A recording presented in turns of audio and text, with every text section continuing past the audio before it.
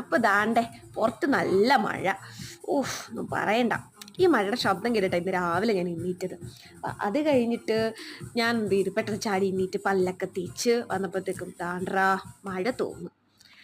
അപ്പോൾ പിന്നെ മഴയ്ക്കൊപ്പം ഒരു കട്ടനാവാൻ ഞാൻ കരുതി. അങ്ങനെ ഞാൻ നല്ല ചൂട് ആവിയൊക്കെ പാറുന്നുണ്ടായിരുന്നു. ഞാൻ എടുത്തുകൊണ്ടൊന്ന് പാവി ഇവിടെ പോയി എനിക്കറിയില്ല.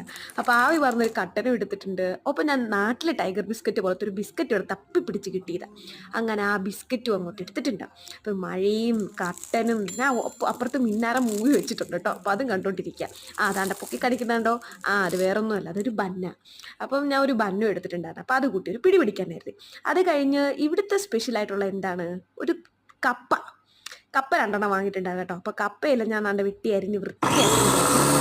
അപ്പോഴവർക്ക് ഇടയ്ക്കിടയ്ക്ക് ഈ കാര്യമൊന്നും എടുക്കാൻ പറ്റില്ല, ഇൻഗ്രീഡിയൻസ് ഒന്നും ചോദിക്കല്ലേ. അപ്പോൾ കപ്പയുടെ കൂടെ കഴിക്കാൻ വേണ്ടി അടിപൊളി ഒരു ചമ്മന്തി